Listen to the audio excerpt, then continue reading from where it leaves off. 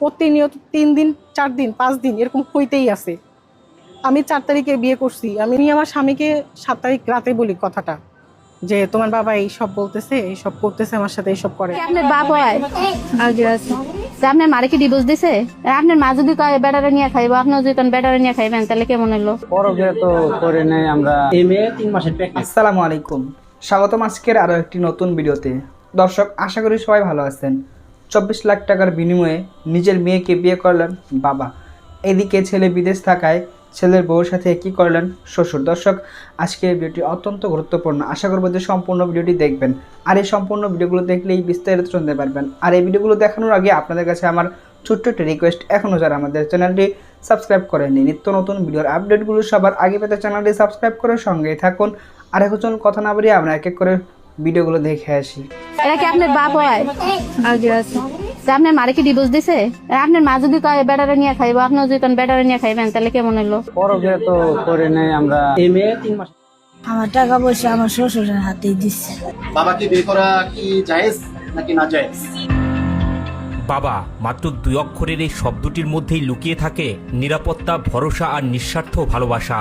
কিন্তু সেই বাবাই যদি হয়ে ওঠে সন্তানের জীবনে সবচেয়ে বড় অন্ধকার, যে মানুষটার কাঁধে মাথা রেখে নিশ্চিন্তে ঘুমানোর কথা, সেই মানুষটাই যদি ভেঙে দেয় সম্পর্কের সব সীমা। আজকের ঘটনাটি ঠিক তেমনি এক চাঞ্চল্যকর কাহিনী, যেখানে এক সৎ বাবা নিজের স্ত্রীকে প্রতারণা করে তারই অপ্রাপ্তবয়স্ক মেয়েকে নিয়ে গড়ে তোলে এক নিষিদ্ধ সম্পর্ক। শুধু তাই নয়, স্ত্রীর দেয়া 24 লাখ টাকা নিয়ে পালিয়ে গিয়ে শুরু করেন নতুন সংসার। ঘটনাটি ঘটেছে বগুড়ার ধুনট উপজেলার পারধুনট গ্রামে। আপনাকে দুজনের কি বিয়ে হয়েছে? এটা কি আপনার বাপ হয়? দেশে ছেলে থাকছিল না যে আপনার বাপের এই নিয়ে আসতে হইব? আমার জামাই ভর্তি রাখি আমার মায়ের মাথা মতো এক সন্তানের নয়, 3 সন্তানের জননী ছিলেন এই নারী। স্বামী, সংসার আর সন্তানদের নিয়েই চলছিল তার জীবন। জীবনের নানা কষ্টের মাঝেও নতুন করে সুখ খুঁজে পান তিনি যখন মোবাইল ফোনে পরিচয় হয় রবিউল ইসলাম বাবু নামের এই যুবকের সঙ্গে।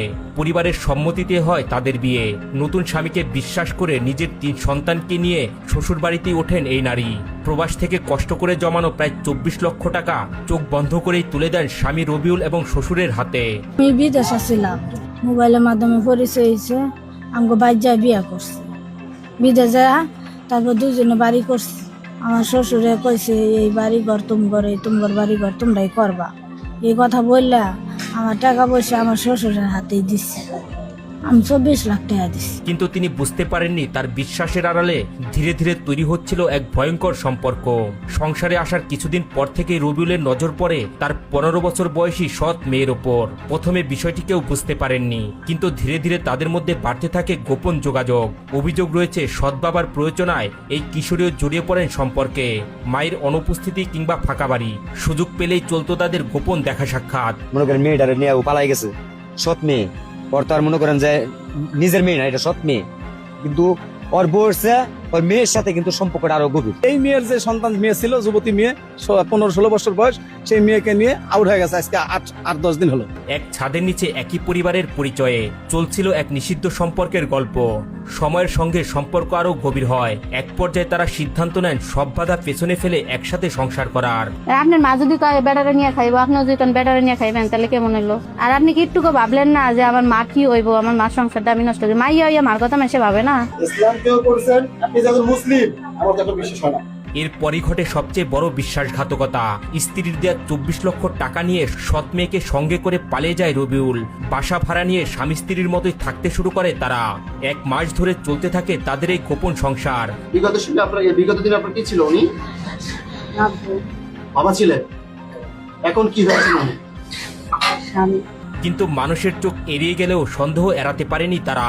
আচরণে সন্দেহ তৈরি হলে তাদের আটক করে স্থানীয়রা। জিজ্ঞাসাবাদের এক পর্যায়ে বেরিয়ে আসে আসল পরিচয়। যাদের সবাই স্বামী স্ত্রী ভাবছিল, তারা আসলে সৎ বাবা এবং সৎ মেয়ে। আপনাদের মতে কি কয় যে বাবার সাথে কি সংসার করা যায়? না না না না। ঘটনাটি ছড়িয়ে পড়তেই এলাকা জুড়ে সৃষ্টি হয় চাঞ্চল্য। অনেকেই বলছেন সম্পর্কের সীমা ভেঙে সমাজে ভয়ঙ্কর এক উদাহরণ তৈরি করেছে তারা। আবার কেউ বলছেন অল্প বয়সী মেয়েটি পরিস্থিতির শিকার। তবে সবচেয়ে বড় প্রশ্ন হলো, একজন মা কিভাবে সহ্য করবেন এমন বিশ্বাসঘাতকতা? আমি যে টাকা পয়সা দিচ্ছি, আমার টাকা পয়সা দিতে আর আমার মাইয়ারা দেখ দিন। আপনি এটাকে কিরকম চোখে দেখছেন? আমি এটা দেখতেছি সকালবেলা দেখতেছি ওরা দুজন পালায় যেতেছে, জিজ্ঞাসা করলাম কি হয়েছে আপনাদের এই পালায় যাচ্ছিল কেন? এখন আরেকজনে বলতেছে ঠিক আছে যে বাবা মেয়েকে বিয়ে করছে, এটা আপনার জন্য। তারপর জিজ্ঞাসা করলাম কিভাবে কি, ঠিক আছে।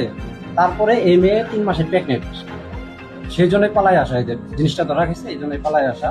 তো আমরা ওনার মাকে ফোন দিয়েছি, মেয়ের মাকে আসতেছে, আমরা এইভাবে আটকে রাখছি। ছেলের বাবাকে ফোন দেয়। যে মানুষটাকে জীবনসঙ্গী ভেবেছিলেন সেই মানুষই তার সংসার, বিশ্বাস, এমনকি নিজের মেয়েকেও কেড়ে নিল। বর্তমানে ঘটনাটি নিয়ে এলাকায় চলছে ব্যাপক আলোচনা। স্থানীয়দের দাবি বিষয়টি আইনের আওতায় এনে সঠিক তদন্ত হওয়া উচিত। অরিজিনাল তাড়াতাড়ি যান, আপনারা এই বিচারটা করে দেন। বাস্তব জীবনের এমন ঘটনাগুলো আমাদের সমাজের অন্ধকার দিকগুলো চোখে আঙুল দিয়ে দেখিয়ে দেয়। বিশ্বাস, সম্পর্ক আর পারিবারিক বন্ধনের আড়ালে কখনো কখনো লুকিয়ে থাকে এক ভয়ঙ্কর সত্য। এই ঘটনাটি নিয়ে আপনাদের মতামত। প্রতিনিয়ত 3 দিন 4 দিন 5 দিন এরকম হইতেই আছে। আমি 4 তারিখে বিয়ে করছি, আমি আমার স্বামীকে 7 তারিখ রাতে বলি কথাটা, যে তোমার বাবা এই সব বলতেছে, এই সব করতেছে, আমার সাথে এইসব করে। সেদিন তার পরের দিন ও হচ্ছে গিয়ে বাবার সাথে মানে কথা বলতেছিল না। আমি রান্না করতেছিলাম, আমার বলতেছে যে সুমি তুমি বেরো, চলো। আমি বলছি কি কোথায়? তো চলো। পরে বাহিরে আসছি, বাহিরে এসে তো মাথা গরম হয়ে গেছে। ওর বাবারও অনেক সম্মান করে, অনেক ভালোবাসে, কিন্তু ভালোবাসা জায়গাটা আসলে ভুল ছিল। পরে বুঝতে পারছে, ও অনেক কান্নাকাটি করছে। এমনকি আমার সাথে যে ঘটনাগুলো হয়েছে, নতুন তার মেয়ে সমতুল্য, তার তো 2টো মেয়ে আছে, তার মেয়ের সাথে যদি এরকম করতো কেউ, তাহলে কি সে কি বসে থাকতো? আমি আমার বাবাকে ওই সমস্ত কোনো কিছু বলিনি, যেহেতু আমি তার হাত ধরেছি। তা আমি আমার বাবাকে বলিনি লজ্জায়। আমার হচ্ছে চোখের নিচে ডার্ক সার্কেল ছিল না, আমার কাজের দুর্বলতা ছিল না। আমি ফার্স্টলি কাজ করতাম, সবসময় রান্নাবাড়া করতাম সবার জন্য, ফ্ল্যাটেই, সেগুন বাকি যেতেই। ও কিছুদিন ধরে নোটিস করতেছিল যে আমি কাজে একটু নর্মাল আছি আর অন্য ইসে থাকি, মানসিক প্রেশারে থাকি। ও বুঝে বিষয়টা, আমাকে বলে প্রতিনিয়ত যে সুমি কি হয়েছে বলো, আমাকে শেয়ার করো, কিছু হয়েছে, কেউ কিছু বলছে? মাথাটা নিচু করে বলতাম যে না। তারপরেও আমার বলতো যে না বলো, কিছু হইলে আমাকে বলো, আমি তোমার স্বামী, তুমি আমার কাছে বলবো না তো কার কাছে বলবা, তুমি বলো। আমি তাও বলিনি। না, আমার শাশুড়ি থাকতো না সেখানে, ওনার চেম্বার। আমাদের তো ওনার মানে অমিতের মা, আমার যে শাশুড়ি, মেনে নেয়নি এখনো। বরঞ্চ সম্পত্তি নিয়েও তাকে হচ্ছে গিয়ে ভাগাভাগিতেও এরকম একটা কথা আসছে, তাকে কিছুই দিবে না। তা ছেলে তো প্রাপ্য তো পাবে, তাই না? আমি তার ওয়াইফ, তার ছেলের বউ, মেয়ের মতন। মেয়ে বলতে কি, আমি তো আগে থেকেই, কারণ আমার বাবা হচ্ছে তার ভাই, যেহেতু ফুফি, আমার ফুফির ছেলে বউ আমি, মানে দু দিক থেকেই হচ্ছে কি আমি তার মেয়ের মতন। তারপরও এখনো বলে যে ছেড়ে দে ওকে, ছেড়ে দিয়ে তুই বাসায় চলে আয়। এই ঘটনার পরেও বলে।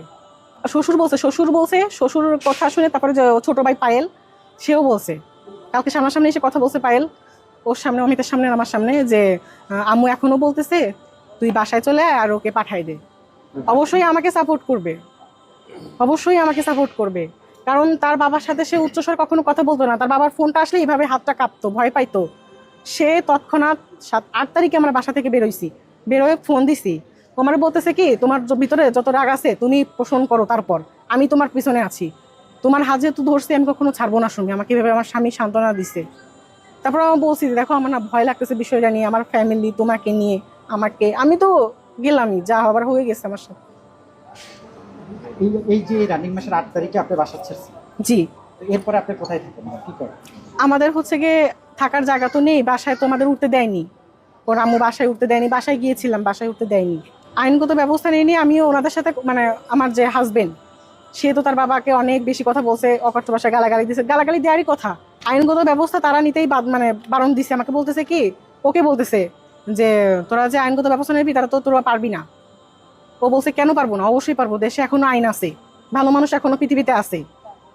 পরে বলতেছে যে সমস্যা নাই, আমি তো অ্যাডভোকেটের টাকা পয়সা দিয়ে, যেহেতু সেও অ্যাডভোকেট, অন্য অ্যাডভোকেটেরদেরও টাকা দিয়ে হচ্ছে কি করবে, সে কথাটাও বলছে। দর্শক, আশা করি ভিডিওটি সম্পূর্ণ দেখেছেন। এই ভিডিওর সম্পর্কে যদি আপনার কোনো মতামত থাকে তাহলে অবশ্যই কমেন্ট করে জানাবেন।